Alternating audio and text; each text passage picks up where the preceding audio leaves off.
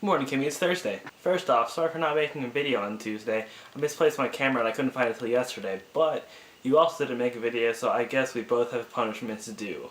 Today I'm going to talk about why math is the easiest subject you're ever going to take. It's easier than any English or history class that you're ever going to be required to take or learn about. Now, I know that you don't like math, and a lot of people don't like math, but just bear with me. So a few days ago I saw this comic. I'll put the link in the doobly-doo below. It was a spectrum, and on one side of the spectrum you have a sociologist, and behind him there's a psychologist saying, oh, sociology is just applied psychology, and it went on until it goes to the other side of the spectrum, and there's a mathematician, and he's like, oh, I couldn't see you guys all the way over there, implying that everything is just applied math. At first this made me chuckle a little bit, but then I started thinking about it and made me realize something. I realized just how powerful math is. We use it to define the things around us.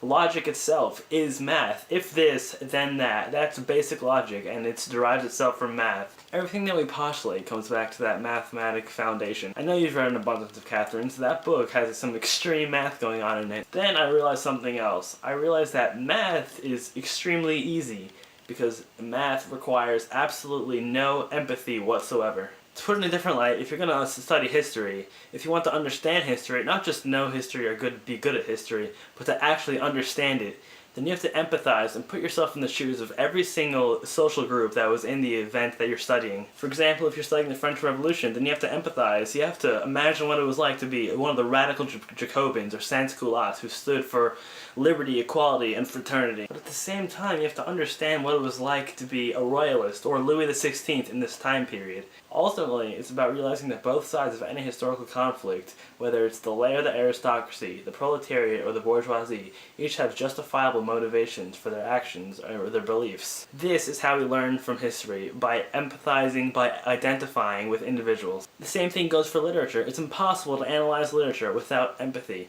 You not only have to be empathetic for the character, but you have to imagine what the author's intentions was and why he has written this work and what meaning he's trying to convey. And on top of that, there are endless ways, there are infinite ways to interpret a piece of literature. And through this practice of empathy, that's how we create meaning. This is one of the hardest things we have to do, to try and imagine what it's like to be somebody else. Now, as we get back to the topic of math, math requires no empathy.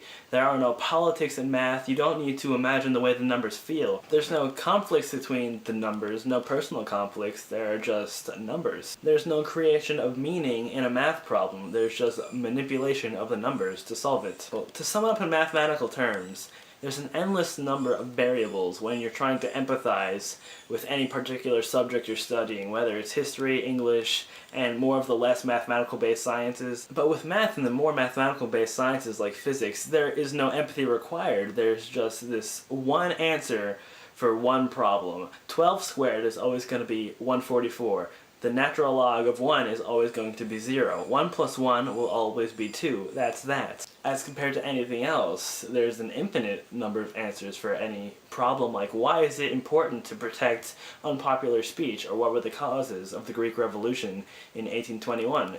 There are so many different answers, but math will always be that simple. There's always just going to be one answer. To simplify my point, I think that what I'm trying to say is that math doesn't require you to feel anything, whereas everything else, mostly everything else, does. If that makes any sense. Alright, Kimmy, I hope you learned something, and I hope I've made a valid point. I'm going to go do my calculus homework. I'll see you tomorrow.